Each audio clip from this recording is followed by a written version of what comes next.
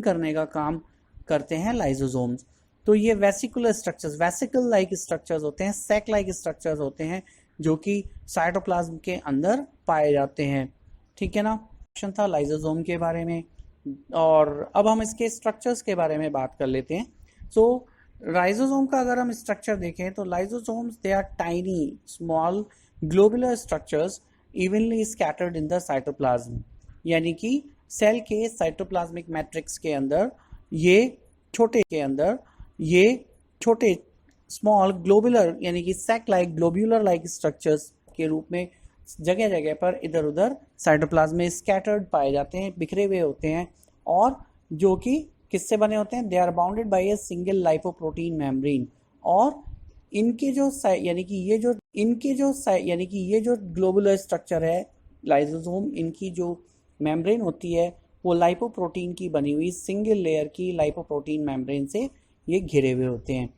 ठीक है, इनके अंदर लाइसोसोम्स के अंदर पाया क्या जाता है, lysosome possess dense finely granular fluid consisting जो है गाढ़ा, डेंस का मतलब होता है गाढ़ा, और फाइनली ग्रैन्युलर बहुत बारीक दानेदार फ्लूइड पाया जाता है जिसके अंदर हाइड्रोलाइटिक एंजाइम्स होते हैं।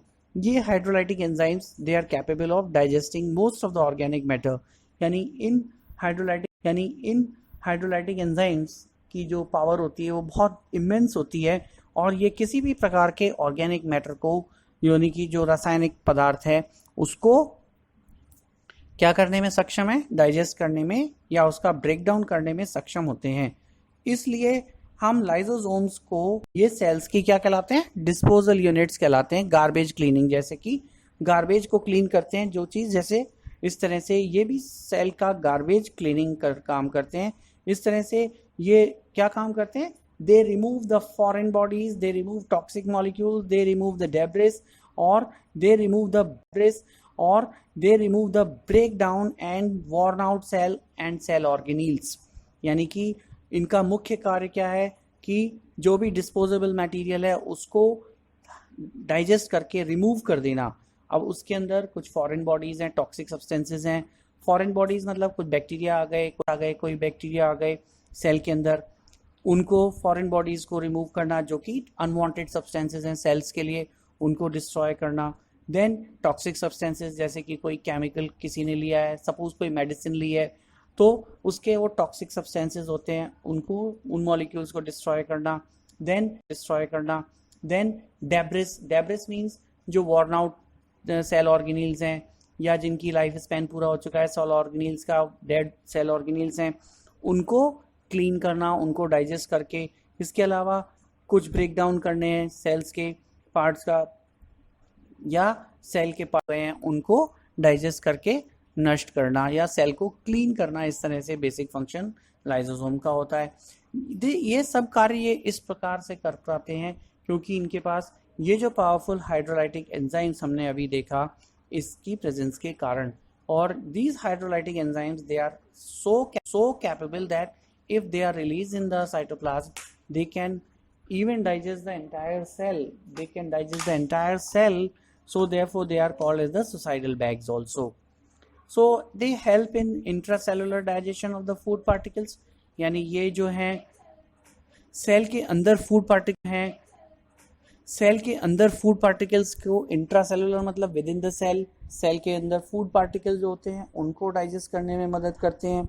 जैसे कि अमीबा के अंदर अगर आपने देखा कि इंट्रासेलुलर डाइजेशन पाया जाता है, सेल के अंदर जो डाइजेशन होता है वो इंट्रासेलुलर डाइजेशन कहलाता है, तो उसमें मदद करते हैं बैक्टीरियल पार्टिकल्स और foreign bodies like viruses, like bacteria. तो कुछ वायरसेस और कुछ बैक्टीरिया को, ये जो कि फॉरेन बैक्टीरियल एलिमेंट्स कहलाते हैं, उनको भी डिस्ट्रक्ट करने में, फैगोसाइट करने में, उनको किल करने में मदद करते हैं। इसके अलावा Another important function of lysosome is to remove the cell debris or the dead or the worn out cell organelles, यानी कि जो मृत या टूटे फूटे सेल ऑर्गेनील्स हैं उनको डाइजेस्ट करके ख़त्म करते हैं, सेल को क्लीन करते रहते हैं, सेल की डेब्रिस को रिमूव करते रहते हैं। जैसे हमारे घर में आप देखते हैं ना कि डिफरेंट टाइप ऑफ, हमारे घर में भी कूड़ा करकट निकलता है। कुछ जो है पैकेजिंग मटेरियल, जो हम बिस्किट लाए उसका रैपर्स हैं, टॉफ़ी खाई उसका रैपर है, या जो सब्ज़ी आई उसके पील ऑफ हैं, या इसके अलावा तरह तरह के आप देखते हो दिन भर रोज़ आपके घर में, ऑफिस में, स्कूल्स में, फैक्ट्रीज में, सब जगह अलग अलग डेब्रिस के रूप में कचरा निकलता है कि नहीं निकलता है। तो ठीक उसी प्रकार हमारी सेल भी जो है एक तरह का कंपार्टमेंट है, एक तरह का एक छोटा ऑर्गेनाइजेशन है जिसके अंदर बहुत सारे ऐसे वॉर्न आउट और डेड ऑर्गेनिल्स जो होते हैं वो निकलते रहते हैं या होते रहते हैं। तो इनको क्लीनिंग, इनकी रिमूवल और इनको डेब्रिस को लाइसोसोम करता है। किस तरह से कर पाते हैं ये काम? Because they have got these hydrolytic enzymes, जिससे इनको ये वो डिजोल्व कर देते हैं, गला करके ख़त्म कर देते हैं और इस तरह से सेल को क्लीन करने का काम करते हैं। And this is the reason lysosomes they are referred as cellular scavengers। तो referred as cellular scavengers। तो बच्चों अगर मैं आपसे पूछूं कि lysosome is considered to be as cell scavengers, justify the statement, तो उसके लिए आप क्या लिखेंगे answer? These will be your points to while answering this question। समझ में आया आपको? So lysosome is the role in cleaning the cell, ठीक है। Apart from that, during Metamorphosis, what is Metamorphosis? आपने देखा होगा इनडायरेक्ट डेवलपमेंट। इनडायरेक्ट डेवलपमेंट का नाम सुना है आप लोगों ने? तो इनडायरेक्ट डेवलपमेंट में क्या होता है कि लार्वल स्टेजेस पाई जाती हैं, यानी एग से डायरेक्टली किसी भी उस ऑर्गेनिज्म का जिसके अंदर इनडायरेक्ट डेवलपमेंट होता है, उस ऑर्गेनिज्म का जो यंग वन होता है वो एग से डायरेक्टली नहीं निकलता। यानी जब एग रप्चर होता है उसका, तो उससे लार्वा, देन उसका निम्फ, देन उसके बाद उसका कुकून, फिर उसका और दूसरी टोड स्टेज, या अलग अलग जो है ये मेटामॉर्फिक स्टेजेस जो हैं वो स्पेशली ऑर्थोपॉड्स और एम्फीबियंस के अंदर अगर आप उनके लाइफ साइकिल को देखें, जैसे हनी बी का लाइफ साइकिल, फ्रॉग का लाइफ साइकिल, बटरफ्लाई के लाइफ साइकिल अगर आप देखें, तो इनके अंदर जो है ना ऑर्गेनिजम्स जो हैं इन एनिमल्स के अंदर डायरेक्टली इनके यंग वंस जो हैं वो हैच आउट होने एग से अपने पेरेंट जैसे नहीं दिखाई देते। उनके अंदर मॉर्फोलॉजिकली डिफरेंट लार्वल स्टेजेस या डिफरेंट मेटामॉर्फिक स्टेजेस बीच में पाई जाती हैं, और ये उन स्टेजेस से होकर के गुजरने के बाद ही एडल्टहुड को या एडल्ट स्टेज को प्राप्त करते हैं, यानी कि अपने पेरेंट्स के दिखाई देते हैं। तो ये स्टेजेस क्या कहलाती हैं? मेटामॉर्फिक स्टेजेस कहलाती हैं, और ये प्रोसेस क्या कहलाता है? मेटामॉर्फोसिस। तो मेटामॉर्फोसिस के प्रोसेस में भी कई एनिमल्स के मेटामॉर्फोसिस के प्रोसेस में भी लाइसोसोम जो है वो मददगार हैं। कैसे मददगार हैं? How do they help digest the larval organs. Larval organs जो बाद में मेटामॉर्फोसिस के दौरान जब वो लार्वल स्टेज से और आगे की स्टेजेस में डेवलप हो जाता है ऑर्गेनिज्म, तो उन नॉन रिक्वायर्ड लार्वल ऑर्गन्स को ये लाइसोसोम डाइजेस्ट कर देते हैं और उनको नष्ट करने में मदद करते हैं और आगे मेटामॉर्फोसिस को ऑर्गेनिज्म के बढ़ा करके उसकी एडल्टहुड अटेन करने में मदद करते हैं। तो आपने देखा लाइसोसोम जिस तरह से कितने इंपॉर्टेंट फंक्शंस और कितना अहम भूमिका हमारे सेल्स के लिए निभाते हैं। So equally important lysosome is for us. The next cell organelle about which we are going to talk about, these two cell organelles, they are very important cell organelles, and can you guess what are those two other cell organelles? And they are the ones which are known to be considered to be as semi autonomous cell organelle। यानी कि ये दो cell ऑर्गेनील जिनके बारे में हम अगली slide में पढ़ने जा रहे हैं या जानकारी हासिल करने जा रहे हैं, उनको हम सेमी ऑटोनोमस सेल ऑर्गेनील बोलते हैं। Can you guess what are the names of these two cell organelles? चलिए नेक्स्ट स्लाइड में हम देखते हैं what are these two cell organelles which are considered to be as the semi autonomous cell organelles. Okay, so students, are you ready? Can you guess what can be those cell organelles which we are going to talk about now, which are known to be as the semi autonomous cell organelles? क्या आप नाम बताएंगे उनके? Any guess? Okay, so these two cell organelles which we are going to talk now in subsequent slides or in subsequent session, these two cell organelles are named as mitochondria and chloroplast. So these two cell organelles, they are very important cell organelles as far as their functions are concerned, and their role is quite vital in both the animal cells as well as in the plant cells. One of these, like chloroplast, which is known to be as a semi-autonomous cell organelle, is found only in the plant cells and not present in the animal cells, whereas mitochondria, which is another semi-autonomous cell, is present in both plant cells as well as in animal cells, but absent in prokaryotic cell. Again, I repeat to remind you. So let us talk about and start our discussion with the mitochondria. Mitochondria जो है ये बहुत ही important cell ऑर्गेनील महत्वपूर्ण cell ऑर्गेनील माना जाता है, जहाँ तक कि इसका रोल है किसी भी सेल को एनर्जी प्रोवाइड कराने का काम करता है ये.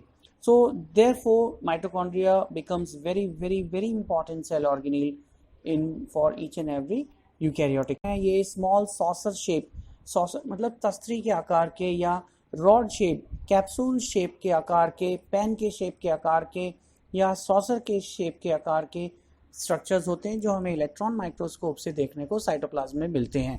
And mitochondria they are known to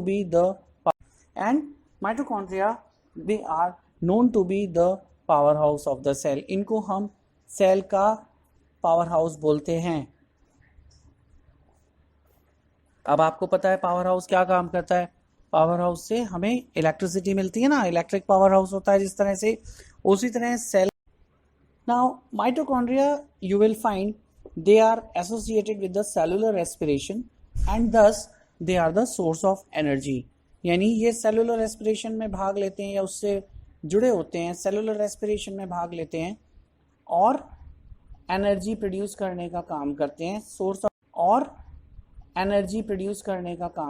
source of energy हैं, यानी कि किसी भी सेल की एनर्जी जो कि एटीपी एडिनोसिन ट्राइफॉस्फेट के रूप में, यानी कि ATP is what, ATP is the energy currency of the cell. ठीक है, जैसे हमारे धन की करेंसी क्या है, जो है वो एटीपी है, दैट इज एडिनोसिन ट्राइफॉस्फेट. और ये एटीपी का सिंथेसिस जो है इसी माइटोकॉन्ड्रिया के अंदर होता है. इसलिए माइटोकॉन्ड्रिया को हम power house of the cell बोलते हैं. और ये जो सोर्स ऑफ एनर्जी यानी एटीपी का जनरेशन होता है, ये सेलुलर रेस्पिरेशन के दौरान ग्लूकोज के कंप्लीट ब्रेकडाउन के दौरान होता है, जिसको हम एरोबिक रेस्पिरेशन कहते हैं. और ये आप पूरा प्रोसेस आगे की हायर क्लासेस में डिटेल में पढ़ने वाले हैं. समझ में आया? पहले किस साइंटिस्ट ने डिस्कवर किया था? कॉलिकर नाम के साइंटिस्ट ने 1880 में वॉलेंट्री मसल्स में इंसेक्ट्स की सबसे पहले पाया था या उसको डिस्कवर किया था. So mitochondria was discovered by Kolliker in 1880 in the voluntary muscles of insects. यानी कि इंसेक्ट्स कौन से होते हैं? ऑर्थोपॉड्स के मेंबर्स में उनकी वॉलेंट्री मसल्स कौन सी होती हैं? ऐच्छिक पेशियां, यानी कि जो हमारी इच्छा के अनुसार काम करती हैं मसल्स, वो वॉलेंट्री मसल्स कहलाती हैं. तो इंसेक्ट्स के अंदर कॉलिकर ने सबसे पहले माइटोकॉन्ड्रिया को 1880 में डिस्कवर किया था. बाद में इसको सी बेंडा नाम के साइंटिस्ट ने, इसका नाम 1897 में 1897 में सी बेंडा नाम के साइंटिस्ट ने इसका नाम माइटोकॉन्ड्रिया रखा. और तब से आज तक हम इसको माइटोकॉन्ड्रिया के नाम से ही जानते हैं. इसका नाम माइटोकॉन्ड्रिया क्यों रखा गया? Why? Because mito means thread and chondria means granule. ये जो है थ्रेड लाइक ग्रैन्यूल के स्ट्रक्चर के रूप में इलेक्ट्रॉन माइक्रोस्कोप में देखने में मिलते हैं. और इसलिए इनके स्ट्रक्चर के आधार पर इनको बेंडा ने माइटोकॉन्ड्रिया के नाम से बुलाना शुरू किया. नाउ ये जैसा मैंने आपको अभी बताया था कि माइटोकॉन्ड्रिया जो है they are found in all eukaryotic cell RBCs. Mammalian RBC एक ऐसी सेल है, हमारी रेड ब्लड सेल्स, जिसके अंदर माइटोकॉन्ड्रिया नहीं पाए जाते हैं. देन ऑल्सो प्रोकैरियोटिक सेल्स, जैसा कि आपको पता है, हम काफ़ी बात कर चुके हैं अब तक. प्रोकैरियोटिक सेल्स के अंदर भी जो जैसे दूसरे सेल ऑर्गेनील्स एब्सेंट होते हैं, वैसे ही जैसे दूसरे सेल ऑर्गेनील्स एब्सेंट होते हैं, वैसे ही माइटोकॉन्ड्रिया भी, जो कि मेम्ब्रेनस स्ट्रक्चर है, मेम्ब्रेन बाउंड स्ट्रक्चर हैं, ये नहीं पाए जाते प्रोकैरियोटिक सेल में। नंबर ऑफ माइटोकॉन्ड्रिया पर सेल, अगेन इट वेरीज। अब देखिए, अगर हम संख्या की बात करें,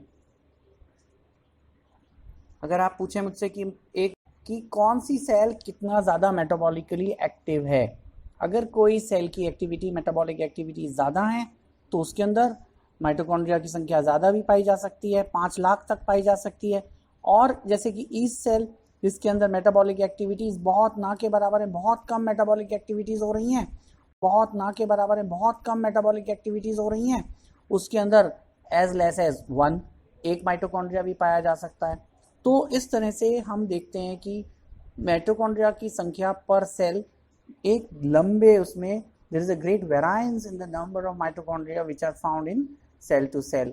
So of mitochondria varies greatly. और नंबर ऑफ माइटोकॉन्ड्रिया किस पे निर्धारित होता है कि वो सेल कितना ज़्यादा मेटाबॉलिकली एक्टिव है। समझ में आ रहा है आप लोगों को? आपने जो है इसके, आपको जो पॉइंट्स में कोई दिक्कत आ रही है, कुछ आपको नहीं समझ में आ रहा है, तो please make a note of it and just ask during the question answer session at the end of the chapter. Every query of yours will be clarified. ठीक है बच्चों, आई होप आप लोगों को अच्छे से सारी चीज़ें समझ में आ रही होंगी। आप इनके पॉइंट्स बनाते चलिए, ये स्लाइड्स में भी आपको अच्छे इंपॉर्टेंट नोट्स के रूप में पॉइंट्स दिए गए हैं। So keep on revising them and pay attention to what is being discussed. अब हम बात करेंगे कि माइटोकॉन्ड्रिया कहाँ पर सिचुएटेड होते हैं, लोकेटेड कहाँ होते हैं सेल के अंदर। सो ये जो माइटोकॉन्ड्रिया हैं, they are located in the metabolically active areas of the cell to provide ATP. Activities सबसे ज़्यादा सेल की जहाँ हो रही होती हैं, ये वहाँ पर उसके आसपास के एरिया में सबसे ज़्यादा सर्वाधिक वहीं पाए जाते हैं। तो they are located in those regions of the cell which are metabolically active and which are participating on all those metabolic activities, so to provide the maximum amount of energy in that particular area.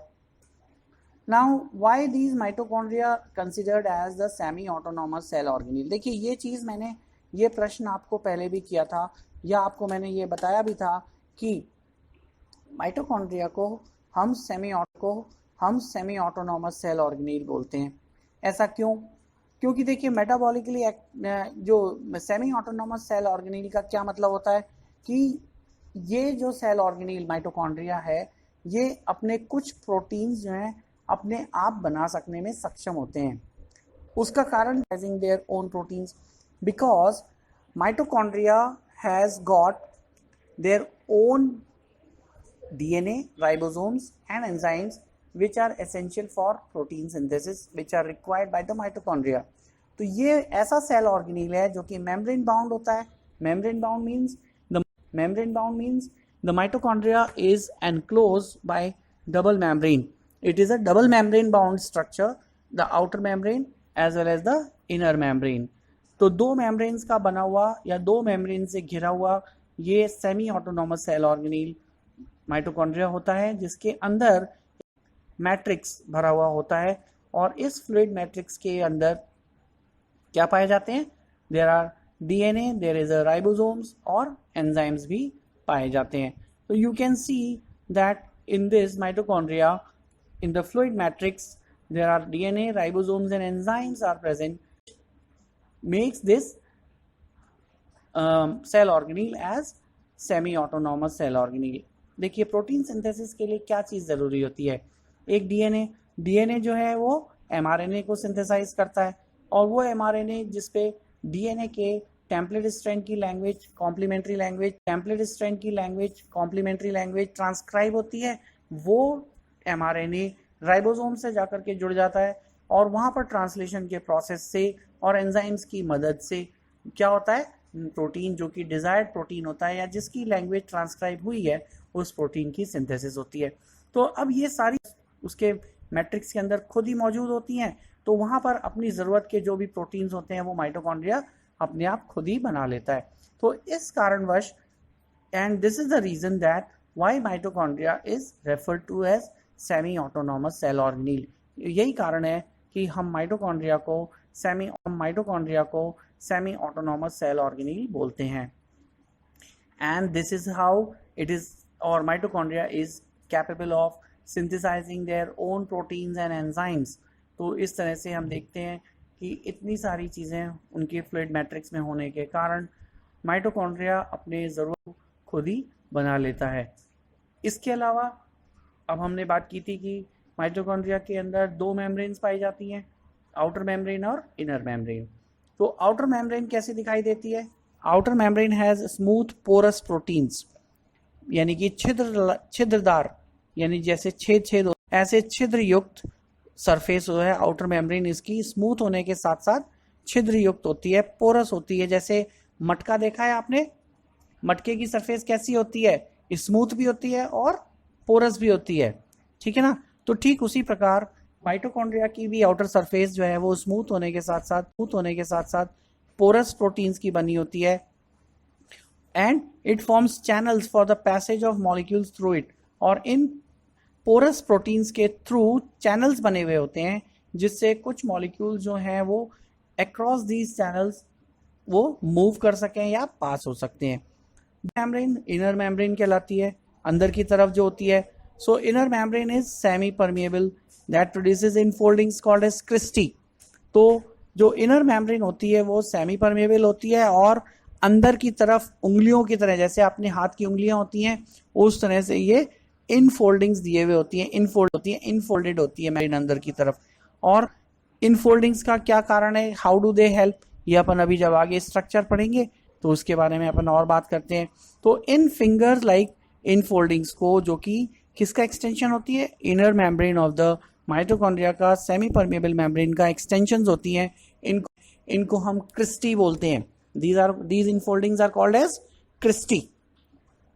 Now these cristae, what is the utility of these infoldings and why they are created? इनका ऐसे ही तो नहीं बना दिए गए infoldings. सो ये जो infoldings होती हैं इनका बहुत बड़ा रोल होता है। what role do they play?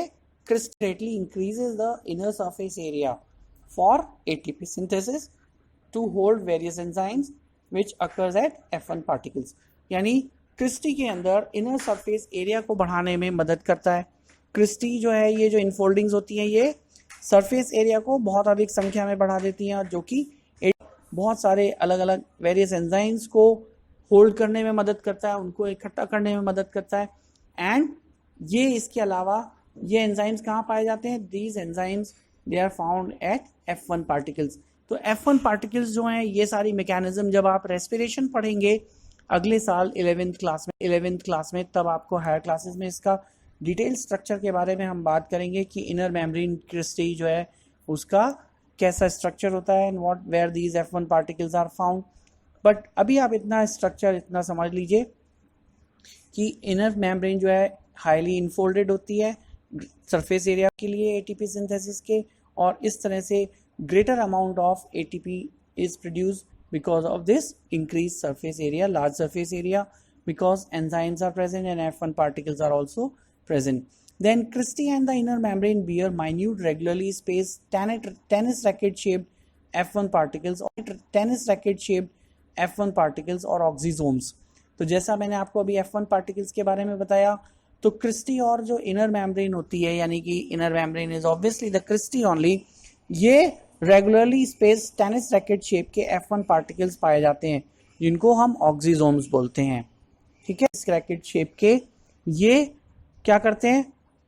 these are the only F1 particles and these F1 particles they are also referred as oxysomes। so membranes of oxysomes they possess various respiratory enzymes।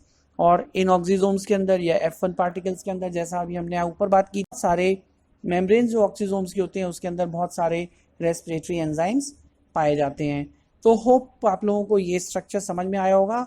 In the next slide we will be looking for the detailed diagram and the functions of mitochondria we will be talking about. Okay बच्चों, आपको यहाँ पे mitochondria का diagram दिख रहा है? Can you see the diagram and the picture of mitochondria? This is electron microscope view of mitochondria where you can see the structural features of mitochondria. You can see there is an outer coat, outer membrane which is evenly it is quite a smooth and porous membrane. ये दिख रही है आपको? This is the outer membrane which is quite smooth and porous as we learned about. Then this is the just after this or beneath the outer membrane is the inner membrane. Inner membrane is highly infolded. Can you see these finger-like infoldings? This is the cristae or the membrane. This infoldings that increases the surface area and hold the F1 particles and increases the surface area for ATP production. And this is how this membrane is actively involved in the ATP synthesis, and it is therefore very, very important. The fluid matrix which is filled inside this matrix is the fluid matrix of the mitochondria, and this matrix is again having important substances and gives the shape of the mitochondria also. Then here on the second diagram you can see these are the porins, or these are the pores which are present. As we talked about the particles, you can see these are the stalkless particles, a type of the porins on the outer membrane. So porous membrane की हमने बात की थी, these are the porins which allow the substances to pass through this across this membrane. Certain things can pass through. Then you can see this is the in between the outer membrane and the inner membrane is the intermembrane space. Now what is intermembrane space? देखिए दो membranes के बीच में, inter मतलब दो के बीच में, intercellular का मतलब हो गया दो सेल के बीच में, इंटर मेम्ब्रेन का मतलब हो गया दो मेम्ब्रेन्स के बीच में. तो दो मेम्ब्रेन्स के बीच में जो स्पेस पाई जा रही है उसको यहाँ पे क्या लेबल किया गया है? Intermembranous space. और this is the inner membrane. Then the fluid matrix which is filled inside it is the. और क्या स्ट्रक्चर्स हमको यहाँ दिखाई दे रहे हैं? यहाँ पर आपको ये देख रहे हैं, these are the dot like structures, dot like black dot like structures. Can you see these structures? These are the ribosomes. Ribosomes जैसा कि आपको पता है, they are the factory for proteins. They are manufacturing proteins are manufactured at the site of ribosome. So ribosomes are present. Then you can see these are the mRNA and the polysomes. So put together, mRNA is present, ribosome is present. Then what else is required? Circular DNA is also present. So obviously the entire mechanism, entire raw material for protein synthesis is present inside this, and this is the reason that mitochondria is referred to as the semi autonomous cell organelle, जो आपको यहाँ पर इस picture में आसानी से देखने को मिल रहा है. And you can see also these are the racket shape. Tennis का रैकेट देखा है? टेनिस के रैकेट के आकार के F1 पार्टिकल्स देख रहे हो आप? ये यहाँ पर इनर मेम्ब्रेन के ऊपर ये टेनिस के आकार के F1 पार्टिकल, जिनको स्टॉक पार्टिकल्स बोला गया है, और इन पर ATP की सिंथेसिस होती है. ठीक है, ATP की सिंथेसिस F1 पार्टिकल्स पे होती है, इसलिए इनको हम क्या बोलते हैं? F1 पार्टिकल्स भी बोलते हैं. So this is all about the structure which we talked about in our previous slide. This has been depicted by the cross section of it is a electron microscopic mitochondria. So you can see various organelles present over here. Circular DNAs are also present. So we have talked about in detail about the structure of mitochondria. Now let us learn about what are the important functions mitochondria plays, और what are the functions जिसकी वजह से mitochondria को हम इतना अहम important cell organelle मानते हैं. The important main functions of mitochondria includes they are the site of cellular respiration. Cellular respiration के कारण ये जो हैं they bring about the complete oxidation of the respiratory substrate such as glucose. तो glucose का complete oxidation जो है mitochondria के इनर मेम्ब्रेन में होता है. तो ग्लूकोज का ब्रेकडाउन वैसे तो साइटोप्लाज्म में शुरू हो जाता है ग्लाइकोलाइसिस के पार्ट से, बट आफ्टर के बाद के जो दो स्टेप्स हैं जो आप हायर क्लासेस में पढ़ेंगे, यानी Krebs cycle and the electron transport chain, these two things, when the pyruvate moves into mitochondria, then the remaining steps of aerobic respiration governs, and it gets completed in the inner membrane of the mitochondria. So you will learn about into the higher classes. So therefore mitochondria provides the site for cellular respiration and production of ATP by completely breaking down the food substances such as glucose, or by complete oxidation of respiratory substrates like glucose into carbon dioxide and water. So carbon dioxide and water, these are the byproducts of this uh, cellular respiration, and 38 ATP molecules are generated which are stored in mitochondria, and this is the reason that mitochondria is involved actively in the synthesis and storage of ATPs, which is known as the energy currency or power of the cell. Therefore mitochondria is referred as the powerhouse of the cell.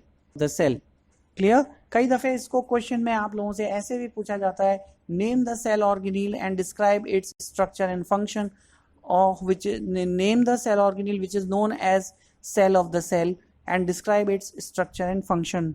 तो cell of the cell का क्या मतलब हुआ यहाँ पर? Cell means battery और battery means source of energy. So source of energy of the cell is none other than the mitochondria.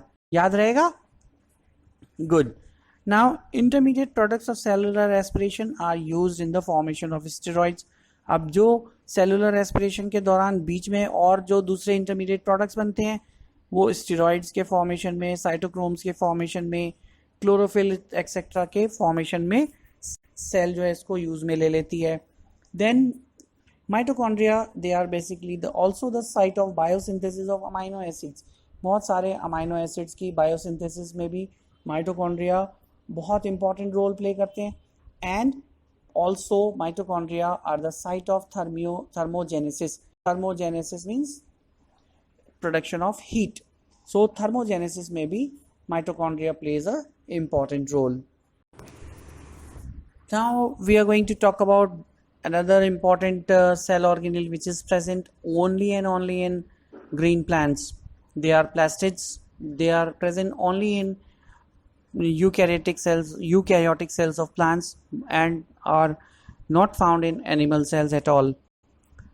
The term plastids was introduced by E. Haeckel in 1866.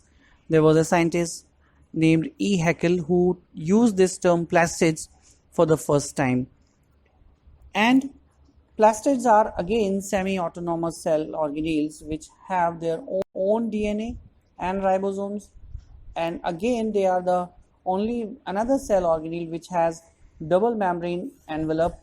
That means plastids are also made up of two membranes, outer membrane as well as the inner membrane, and plastids are used for storage and to synthesize various organic compounds. So this is another very important cell organelle which is present only in the plant cells and in certain protists also, but they are absolutely absent in animal cells. And they are also first seen by Leeuwenhoek in green algae and in other higher plants. So this is all about a brief history and introduction about the plastids. Now you will be interested to know how many types of plastids are known and they are present. So if you classify the plastids, so according to the structure, pigments and the functions, the plastids they are of three types. Three types of plastids are found based on their structure, their pigments and functions. Number one is the chloroplast, which is green color plastid. Number two, this is the chromoplast. Chromo stands for colored. Chroma means color. So chromoplasts are the colored plastids except the green color. Rest other colors like brown, orange, yellow, red. These are the other colors like blue. So all these colors, they are due to different pigments about which you will be learning in other higher classes. So these are all pigments put together are referred as chromoplast. Then third one is the leucoplast. These are the colorless plastids, so therefore they are named as leucoplast. Now we'll be talking about the structure. Mainly we will be interested in discussing about the internal structure of the chloroplast. but we will see that we can discuss about certain other plastids also. So overall, chloroplast is spherical, ovoid, discoidal or lens shaped. So they are the structures which are spherical, गोल होते हैं, ovoid, oval भी हो सकते हैं, या तश्तरीकार disc like structure, discoidal structures भी हो सकते हैं, या लेंस के आकार के भी पाए जा सकते हैं. Now chloroplasts, they are bounded by an envelope of double membrane, double layer of membrane, दोहरी भित्ति के या दोहरी परत के बने हुए ये, या दोहरी भित्ति से दोहरी मेम्ब्रेन से घिरे हुए ये सेल ऑर्गेनील होते हैं, और इनके अंदर फ्लूइड लाइक मैट्रिक्स भरा हुआ होता है. तो जैसा आपने दूसरे सेल ऑर्गेनील्स को देखा कि उनके अंदर फ्लूइड मैट्रिक्स पाया जाता है, तो क्लोरोप्लास्ट के अंदर या प्लास्टिड्स के अंदर भी मैट्रिक्स जो है भरा हुआ होता है, और ये जो है डबल लेयर ऑफ मेम्ब्रेन से घिरे हुए होते हैं, और इसके 3 part, it is found in the 3 parts of 3 part जो हैं इसके पाए जाते हैं. 3 पार्ट्स कौन कौन से होते हैं?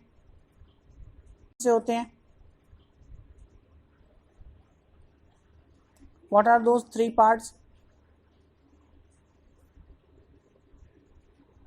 These 3 parts are envelope, matrix and thylakoids. अब इन तीनों पार्ट्स के बारे में let us study about them. तो envelope के बारे में तो हमने बात कर ली. That means they are the 2 membranes, outer membrane and the inner membrane. Now matrix part is the colorless part. Matrix part जो होता है वो colorless होता है, रंगीन होता है, granular होता है, दानेदार होता है, and it contains colloidal ground substance called as stroma. इसके अंदर जो colloidal ground substance, तरल पदार्थ, ground substance जो पाए जाते हैं colloidal form में होते हैं, granular form में होते हैं, colorless दिखाई देता है, और इसको हम स्ट्रोमा बोलते हैं. इसका मैट्रिक्स पार्ट जो होता है वो स्ट्रोमा कहलाता है. Then it contains protein lipids. इसके अंदर प्रोटीन लिपिड्स पाए जाते हैं. 70S राइबोसोम्स होते हैं, क्रोमोसोम्स पाए जाते हैं, एक स्मॉल सर्कुलर डीएनए भी पाया जाता है, आरएनए होते हैं, एंजाइम्स होते हैं, और लिपिड ड्रॉपलेट्स जिनको कि हम प्लास्टोग्लोबुलाई या मेटल आयंस क्लास्टोग्लोबुलाई बोलते हैं, और इनके साथ में कुछ मेटल आयंस भी पाए जाते हैं. तो ये सारी चीज़ें जो हैं ये इस मैट्रिक्स के अंदर और देखने को मिलती हैं इलेक्ट्रॉन माइक्रोस्कोप में जब हम देखते हैं.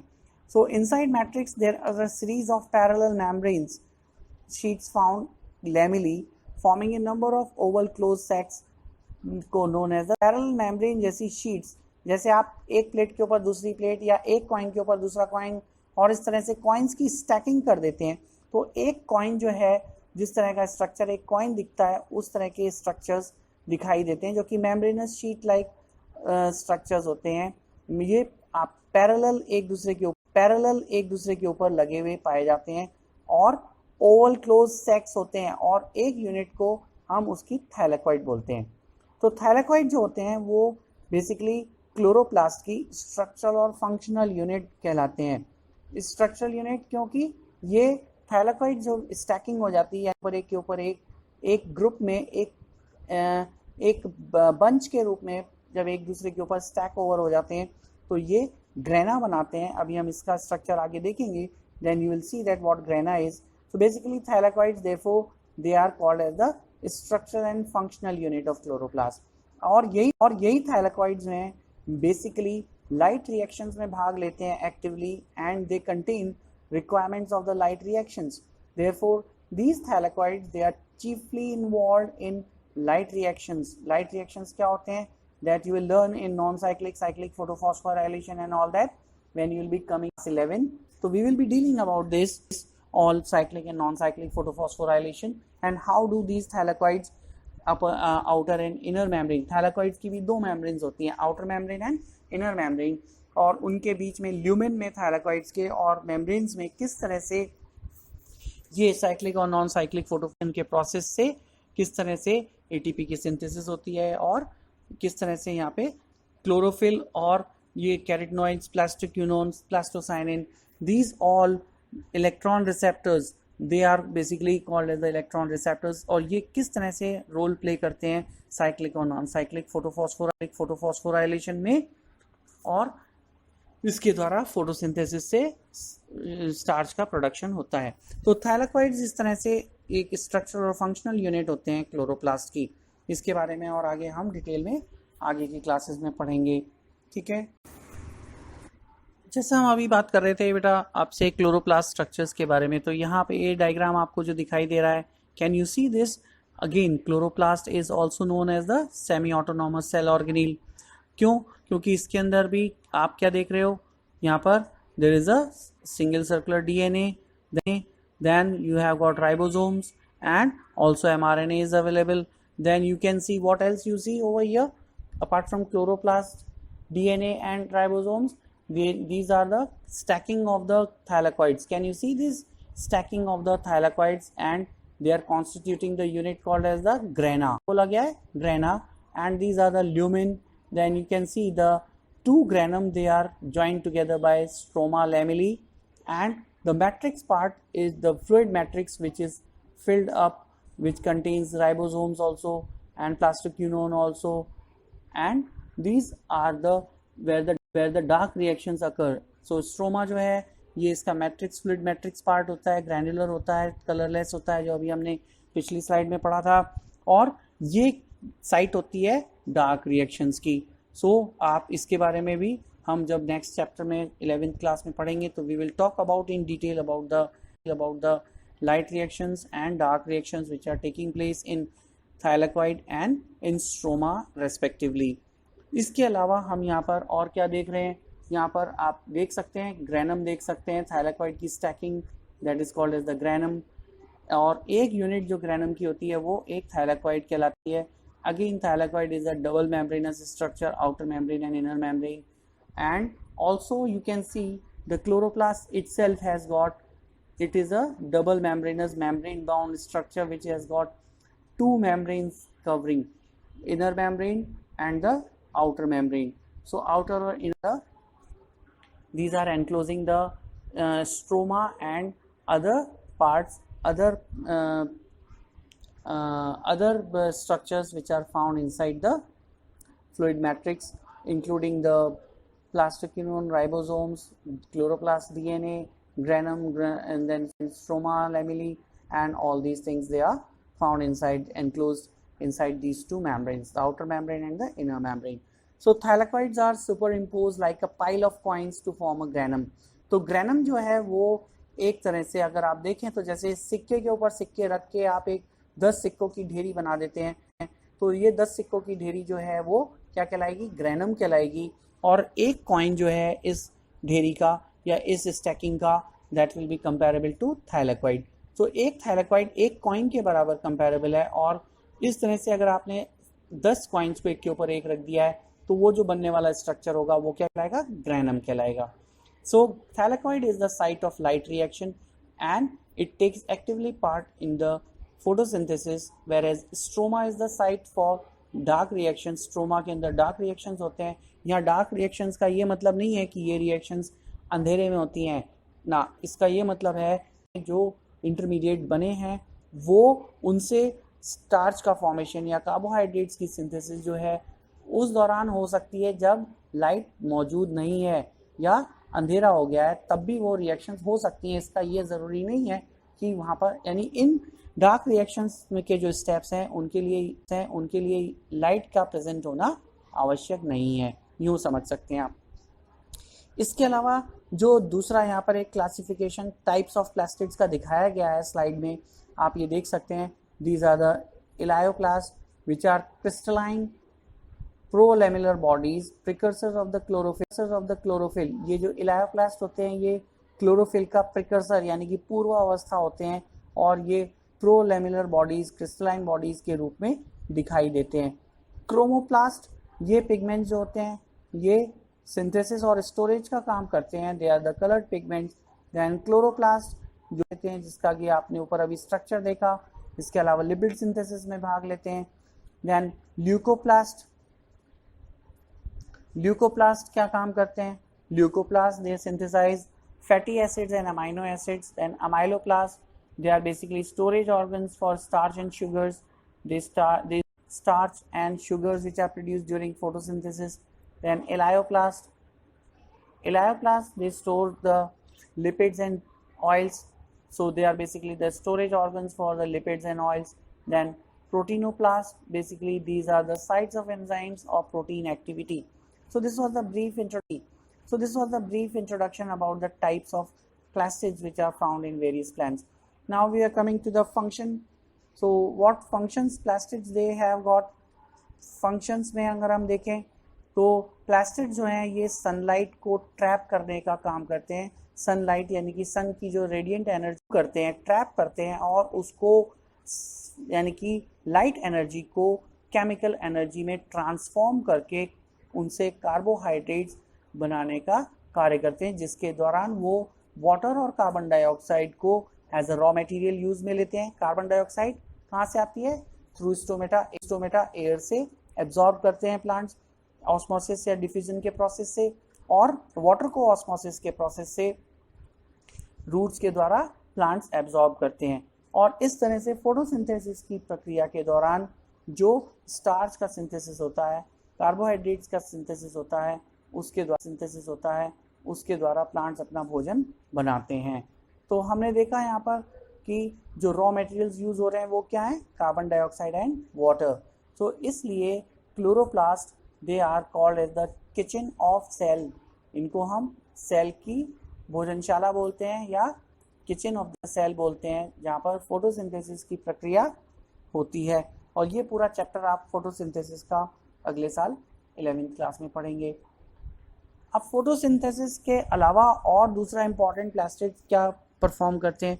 देखिए, आपको पता है कि जब फोटोसिंथेसिस होती है तो कार्बन डाइऑक्साइड, और कार्बन डाइऑक्साइड हमारे एनवायरनमेंट के लिए क्या है? एक तरह का ग्रीन हाउस इफेक्ट गैस है, जो कि ग्लोबल वार्मिंग को बढ़ाती है या हमारे लिए सफोकेशन करती है या कंबशन को नहीं होने देती है. उसके लिए कौन सी गैस की ज़रूरत होती है? कंबशन के लिए ऑक्सीजन चाहिए, हमें सांस लेनी है. ब्रीदिंग के लिए हमारे को ऑक्सीजन चाहिए. तो इस तरह से प्लांट्स क्योंकि कार्बन डाइऑक्साइड को एब्जॉर्ब करके उनको यूटिलाइज करके उनके लिए वो रॉ मटेरियल की तरह उसको यूज में ले लेते हैं, तो इस तरह से एटमॉस्फेयर को क्लीन करने में मदद करते हैं. और यही नहीं, फोटोसिंथेसिस के दौरान जो बाय प्रोडक्ट ऑक्सीजन बनता है उसको भी रिलीज करते हैं. तो इस तरह से एटमॉस्फेयर को ये क्लीन करते रहते हैं, ऑक्सीजन और कार्बन डाइऑक्साइड का बायोस्फीयर में बैलेंस बनाए रखते हैं. And this is how plastids they play a very vital important role in balancing the biosphere, carbon dioxide and levels. ठीक है, इसीलिए बोला जाता है अधिक से अधिक पेड़ लगाइए, अधिक से अधिक हरियाली फैलाइए, ताकि जो हमारे वाहनों के द्वारा, हमारे डिफरेंट एक्टिविटीज़ के द्वारा कार्बन डाइऑक्साइड या और दूसरे पॉल्यूटेंट्स हैं उनको ज़्यादा से ज़्यादा पौधे लगाएंगे तो ज़्यादा से ज़्यादा कार्बन डाइऑक्साइड को एब्जॉर्ब करेंगे, ज़्यादा से ज़्यादा ऑक्सीजन रिलीज़ करेंगे. और ये जो कार्बन डाइऑक्साइड ऑक्सीजन बैलेंस बिगड़ गया है उसको बायोस्फीयर में मेंटेन करके एक हेल्दी एटमॉस्फेयर बनाने में मदद करते हैं. इसके अलावा प्लास्टिड्स और क्या काम करते हैं? They store starch in pyrenoids. ये जो है स्पेशली एल्गी क्या होते हैं? They are again tiny green plant like structures, they are thallus like structures, thalloid structures होते हैं, ग्रीन ऑटोट्रॉफ्स होते हैं, वेरी टाइनी स्ट्रक्चर्स. एल्गी आपने देखा होगा, Chlamydomonas, Nostoc, Volvox, these are all different type of Spirogyra. These are different type of filamentous single celled. Chlamydomonas is a single celled algae, but they all are chlorophyllous. They possess chlorophyll and therefore they are also capable of synthesizing their own food. So they store starch which is produced in excess in their storage organs, and these storage organs in which these algal bodies they store their starch is called as pyrenoids.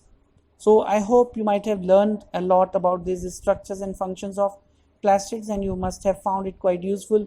And nevertheless, in the last, again I would like to remind you, chloroplast is again supposed to be, and it is considered to be as a semi-autonomous cell organelle, like what? Like mitochondria.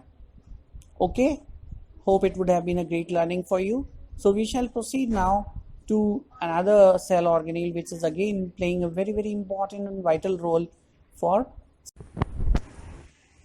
students. As we are progressing towards the end of the chapter, we find that in eukaryotic cells there is yet one very important, not only in eukaryotic, definitely these cell organelles, they are also found in prokaryotic cells as well. So can you guess which cell organelle we are going to talk about? Yes, it is ribosomes we are going to talk about. Ribosomes are the only cell organelle which are present in both uh, prokaryotic cells as well as in eukaryotic cells. And one more important thing is that ribosomes are the only cell organelles which are non-membrane bound. So ribosomes are non-membrane bound cell organelles which play a very important role in synthesis of protein, and therefore ribosomes are considered to be as the factory of proteins. ठीक है, तो यहाँ पर हम ribosomes के बारे में बात करेंगे. We will learn about the structure, we will learn about the subunits found in ribosomes constituting the ribosomes. How do these two subunits, they play an important role in the synthesis of proteins? That primitive knowledge we will gain about these ribosomes, how and why they are important in protein synthesis, that also we'll learn. And how many types of ribosomes are found in prokaryotic or eukaryotic cells, that is also very important, one of the part of the topic we will be discussing here. Then we will also see the diagram of the ribosomes. How do these two subunits, they remain detached when they are not synthesizing protein, and how do they look and when they are synthesizing the protein. So basically ribosomes, जैसा कि अभी हमने बात की, protein synthesis की site होते हैं. यहाँ पर प्रोटीन्स बिल्डअप किए जाते हैं, अमाइनो एसिड्स का पॉलीमराइजेशन होता है राइबोसोम्स के ऊपर, और एक पॉलीपेप्टाइड चेन बनती है जिसको हम प्रोटीन मॉलिक्यूल बोलते हैं. तो इस तरह से आप देखेंगे ribosomes, they are the site of protein synthesis. और इसकी डिटेल जो है स्ट्रक्चर, डिटेल प्रोटीन सिंथेसिस के बारे में आप हायर क्लासेस में और जानकारी हासिल करेंगे. बट हम यहाँ प्रिमिटिव नॉलेज राइबोसोम्स के बारे में यहाँ पे हासिल करने जा रहे हैं. सो राइबोसोम्स को सबसे पहले रॉबिन्सन और ब्राउन नाम के दो वैज्ञानिक थे, उन्होंने डिस्कवर किया था 1953 में प्लांट सेल्स के अंदर. लेटर ऑन पैलेड ने 1955 में राइबोसोम्स को एनिमल सेल्स के अंदर भी पाया और उन्होंने डिस्कवर किया था. तो पैलेड जो थे, उन्होंने सबसे पहले ये term ribosome in cell organelles के लिए डिसाइड की थी, या it was the Palade who term this name ribosome to these cell organelles. Ribosomes, they are smallest known non-membranous ribonucleoprotein electron microscopic particles found in eukaryotes as well as in prokaryotes also. तो eukaryotic cells के अंदर electron microscopic particles के रूप में ये ribonucleoprotein से बने हुए नॉन मेम्ब्रेनस और सबसे छोटे पार्टिकल्स के रूप में पाए सेल ऑर्गेनेल्स होते हैं, जो कि या तो साइटोप्लाज्म में फ्रीली तैर रहे होते हैं, या दे आर फाउंड एडहियर्ड और attached to the rough endoplasmic reticulum. तो राइबोसोम्स कहाँ पाए जाते हैं सेल के अंदर?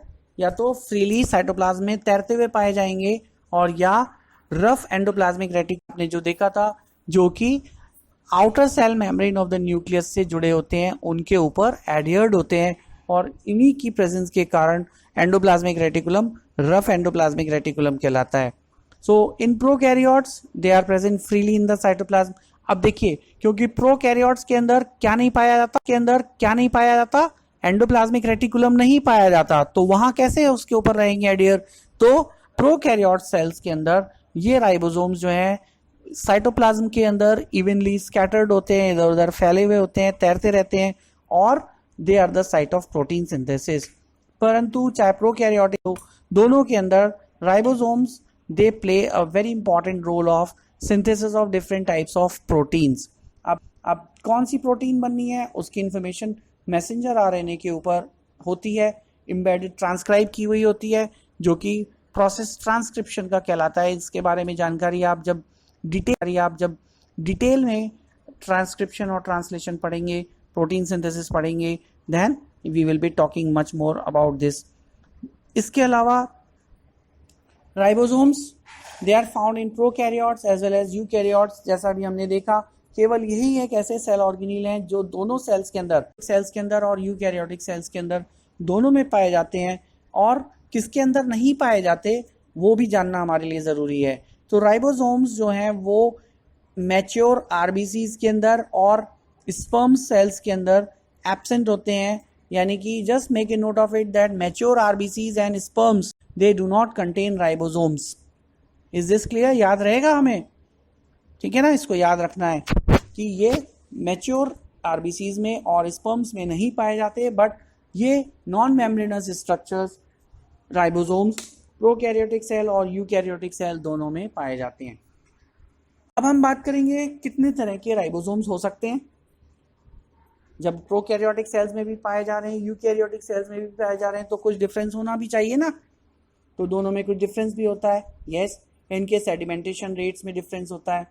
तो टाइप्स ऑफ राइबोसोम्स की जब हम बात कर रहे हैं तो इन prokaryotic cells 70s ribosomes are present in all the prokaryotes, mitochondria and plastids of eukaryotic cells. That means 70s ribosomes prokaryotic cell के अंदर, प्लास्टिड्स के अंदर, माइटोकॉन्ड्रिया के अंदर, यूकैरियोटिक सेल की जो माइटोकॉन्ड्रिया प्लास्टिड जिनके वजह से इनको सेमी ऑटोनोमस सेल ऑर्गेनील भी बोला था हमने अभी पीछे जब बात की थी।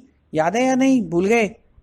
ठीक है ना, याद रखने का है कि राइबोसोम्स मौजूद होते हैं प्लास्टिड्स में भी, यानी क्लोरोप्लास्ट में भी, और माइटोकॉन्ड्रिया के अंदर भी, और 70s राइबोसोम्स ही पाए जाते हैं प्रोकैरियोट्स के अंदर।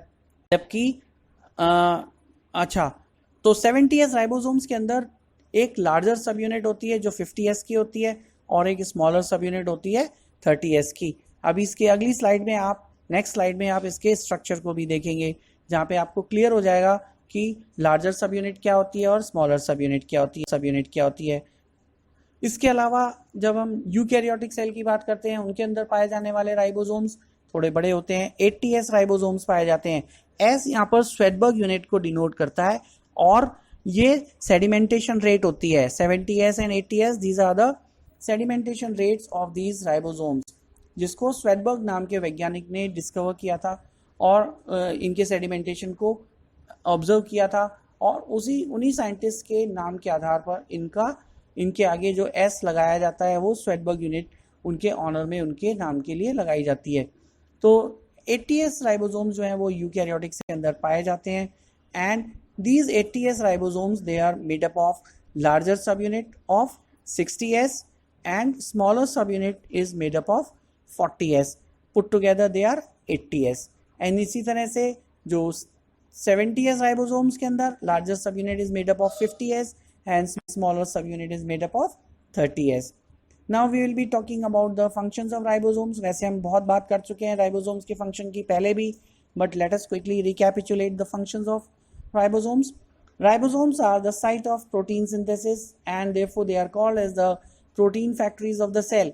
अब चाहे वो प्रोकैरियोट हो चाहे यूकैरियोटिक सेल हो, दोनों में ही ribosomes are actively involve in protein synthesis, और इस कारण से प्रोकैरियोटिक सेल और यूकैरियोटिक सेल दोनों में ही हम राइबोसोम्स को प्रोटीन फैक्ट्रीज बोलते हैं। Then ribosomes they provide site for attachment of transfer RNA and messenger RNA. अब यहाँ पर प्रोटीन सिंथेसिस के दौरान जब आप डिटेल में ट्रांसलेशन का प्रोसेस पढ़ेंगे तब आप समझेंगे कि किस तरह से राइबोसोम्स जो हैं जब इनकी प्रोटीन सिंथेसिस में ट्रांसलेशन के प्रोसेस में एक्टिवली इन्वॉल्व होते हैं तो लार्जर सब यूनिट और स्मॉलर सब यूनिट दोनों बाइंड हो जाती हैं, और जो mRNA के ऊपर ट्रांसक्राइब लैंग्वेज है उससे प्रोटीन मॉलिक्यूल के बनाने का सफ़र, और इस दौरान ट्रांसफ़र आरएनए और मैसेंजर आरएनए से ये दोनों यूनिट्स जुड़ती हैं, और इसीलिए ये यानी कि राइबोसोम्स जो हैं ये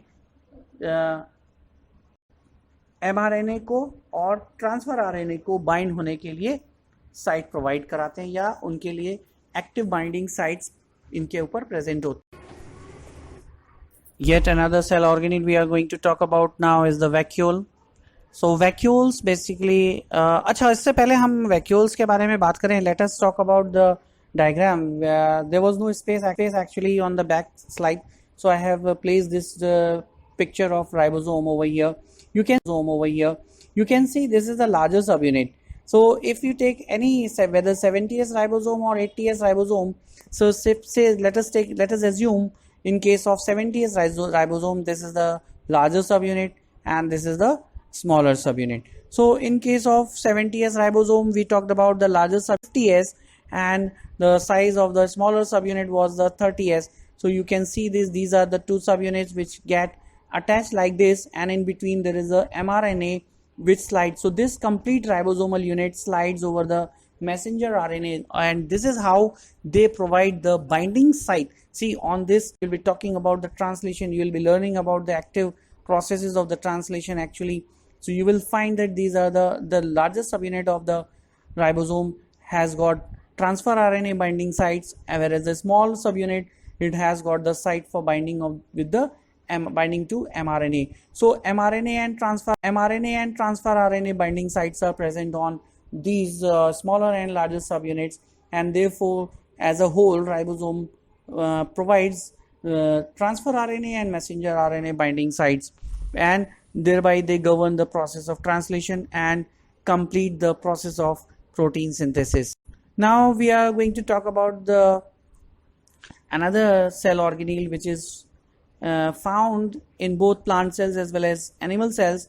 We are going to talk about the vacuoles. Vacuoles are basically, if you see, and if you are talking about the plant cell, so here in the diagram you can see that, can you see huge structure which is filled with some fluid like substance? This is actually is the vacuole, and to a great surprise you will be also amazed to know that in certain plant cells this single vacuole is occupying up to 90% or more than 90% space of the cell, and hence it is also responsible to maintain the turgidity of the cell. And in case of animal cells, you can find more number of small vacuoles but not as big vacuole as in case of plant cells. So in animal cells, the number of small size vacuoles is much more compared to plant cells, and they are found irregularly scattered in the cytoplasm. And then when we are talking about the plant cells, so plant cells, as I just now stated, that maybe one or maximum two large vacuoles can be present, and they may occupy up to 90% space of the total plant cell. Vacuoles are basically the storage sacs, and they can store some solids and liquid contents, and they are found in all the eukaryotic cells.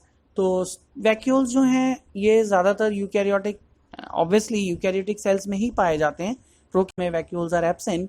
और यहाँ पर eukaryotic cells के अंदर ये क्या काम करते हैं?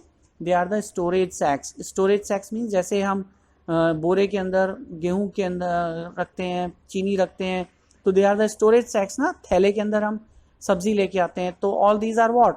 These are sacs, sac like structure, storage organs.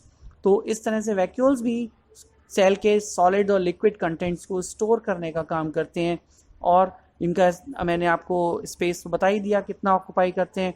Structure क्या होता है?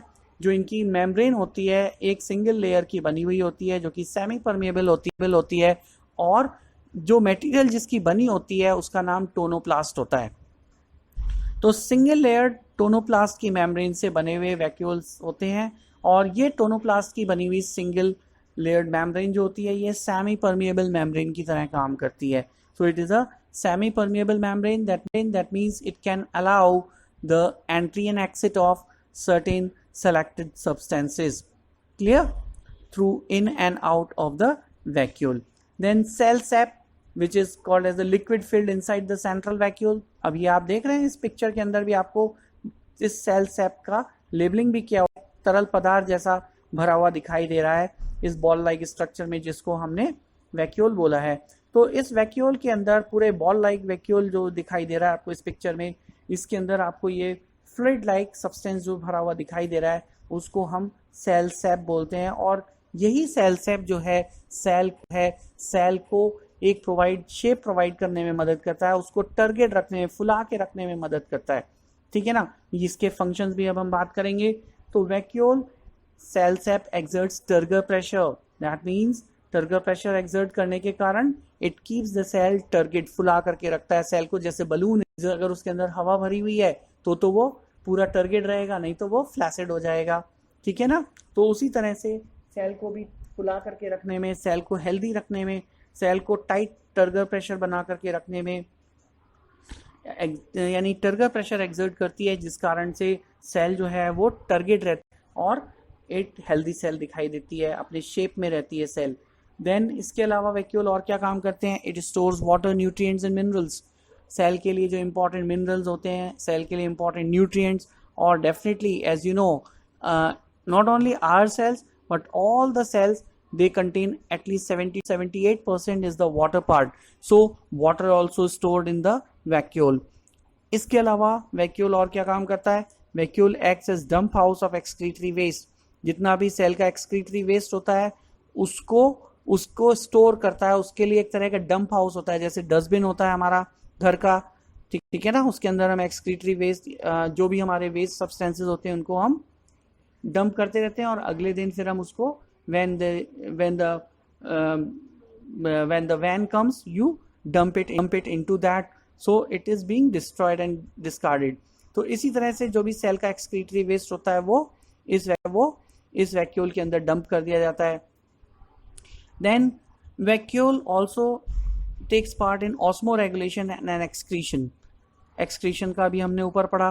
तो कॉन्ट्रैक्टाइल वैक्यूल जो होते हैं सेल के अंदर, वो सेल के ऑस्मो रेगुलेशन में, यानी कि उसके अंदर वाटर कंटेंट्स को बना के रखने में, उसके एक्सक्रीटरी वेस्ट के डिस्पोजल में भी मदद करते हैं, उसको कंट्रोल करते हैं, उसमें पार्ट लेते हैं actively. Then there are certain gas vacuoles which are found, they provide buoyancy in some plant cells. Plant cells के अंदर कुछ गैस वैक्यूल्स पाए जाते हैं जिनके अंदर एयर फिल्ड कैविटीज होती हैं, एयर भरी हुई होती है, and you know any air filled cavity provides swimming ability, floating ability. That floating ability is called as the buoyancy. तो अगर प्लांट सेल्स के अंदर ये air filled cavities, air filled sacs gas vacuoles के रूप में पाए जा रहे हैं, तो वो प्लांट सेल्स क्या करेंगी, या वो प्लांट्स क्या करेंगे? फ्लोट करेंगे, and that is why they are capable of floating on the surface of the water bodies. And this ability of plant structures like leaves, like lotus, like water lily, water hyacinth, all these plants, aquatic plants, their leaves are adapted for floating and swimming on the surface of the water bodies like ponds and lakes, and this ability is known as the buoyancy. So this is all provided by the vacuole. So vacuole इस तरह से हम देखते हैं कि कितने important functions perform करता है. So vacuole is also therefore an important cell organelle found in only eukaryotic cells, remember that.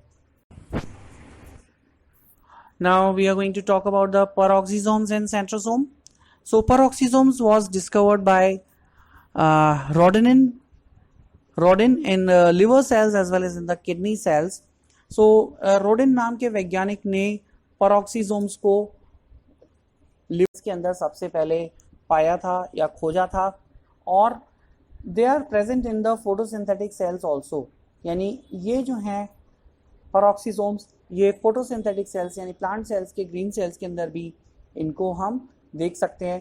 They are found in plant cells as well. They are basic spherical in shape, गोल होते हैं आकार में, और 1 to 5 nanometre का इनका diameter होता है।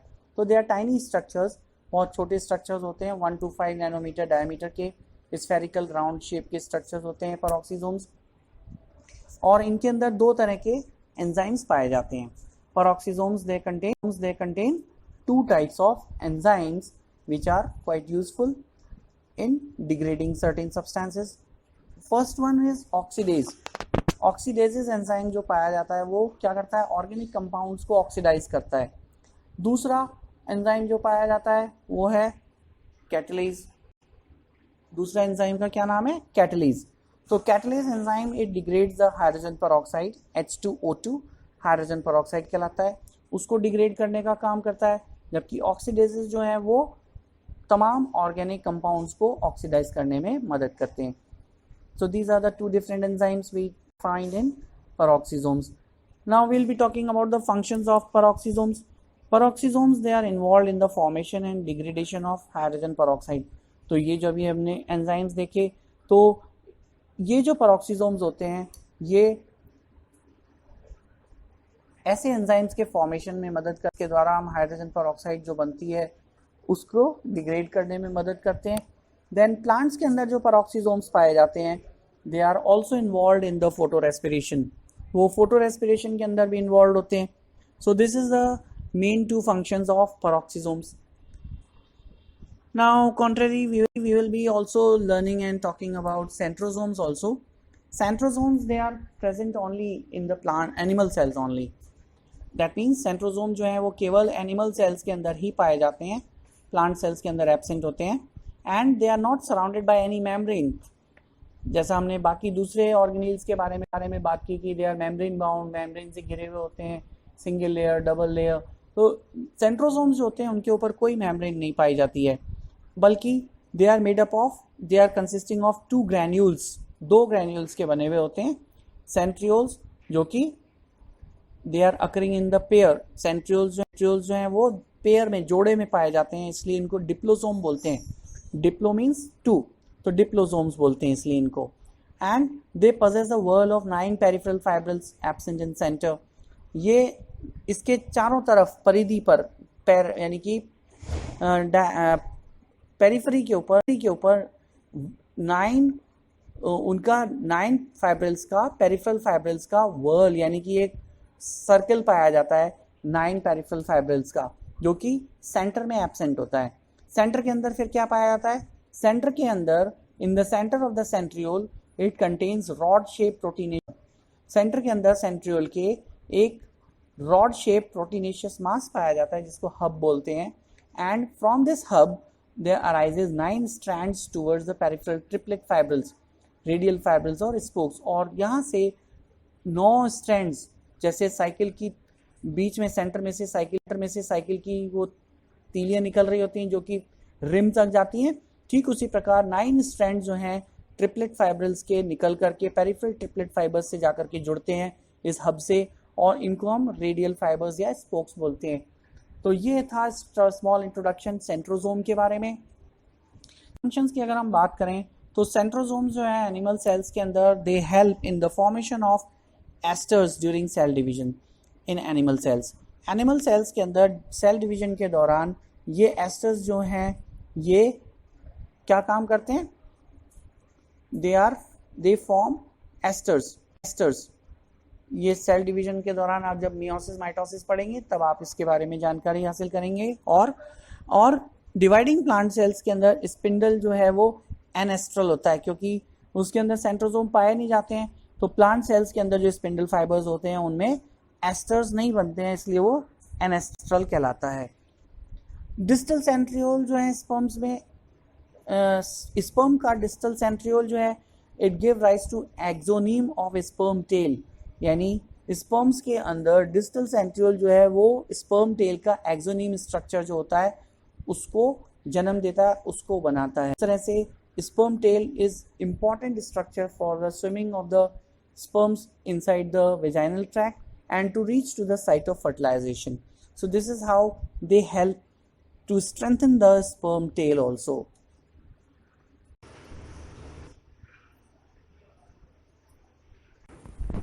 Now we are going to talk about cell inclusions, and this is the last slide of the chapter. So cell inclusions are non-living substances that are present in the cytoplasm in various forms. अलग अलग form में cell cytoplasm के अंदर बहुत सारे ऐसे cell organelles, cell inclusions जो हैं नॉन लिविंग सब्सटेंसेस के रूप में देखने को मिलते हैं, और क्यूमुलेटिवली उनको हम सेल इंक्लूजन्स बोलते हैं, यानी सेल के साइटोप्लाज्म में पाए जाने वाले non living substances. They are also known as the deutoplasmic substances. इनको हम ड्यूटोप्लाज्मिक सब्सटेंसेस के नाम से भी जानते हैं. एंड दे में be in the form of organic and inorganic compounds, या दोनों तरह के कंपाउंड्स हो सकते हैं, ऑर्गेनिक भी इनऑर्गेनिक भी. They are basically the stored organic food materials. ये जो कंपाउंड्स होते हैं सेल इंक्लूजन जिनको हमने बोला, या जिनको हम ड्यूटोप्लाज्मिक सब्सटेंसेस बोलते हैं, ये स्टोर्ड ऑर्गेनिक फूड मटेरियल्स होते हैं, सिक्रीशंस के रूप में, एक्सक्रीशंस के रूप में, या इनऑर्गेनिक क्रिस्टल्स के रूप में. सो सेल का जो बेसिक स्ट्रक्चर ऑर्गेनाइजेशन होता है, they help in performing the functions like respiration, nutrition, excretion, etc. इस तरह से सेल को हम क्या मान सकते हैं, क्योंकि सेल जो है वो एक बेसिक स्ट्रक्चरल ऑर्गेनाइजेशन है जो कि तमाम फंक्शंस को अकेले ही परफॉर्म करने में सक्षम है. जैसा कि हम अमीबा के अंदर देखते हैं, सिंगल सेल्ड क्लेमाइडोमोनास के अंदर देखते हैं, सिंगल सेल्ड यूपेरामीशियम यूग्लिना, ऐसे जो aquatic small tiny structures, microscopic structures होते हैं उनके अंदर भी देखते हैं हम कि एक सिंगल सेल ये सारे फंक्शंस जैसे कि respiration, nutrition, excretion and reproduction, all these things can be performed by a single cell. Therefore, cell is basic structural organization and it can perform all these functions. Therefore, ये statement जो है कि cell is the functional and structural fundamental unit of life, it stands very very true, and this is the truth of the life on the earth. With this, I end the chapter. Wish you all the best. Have a great learning. Okay, thank you. Thanks for listening.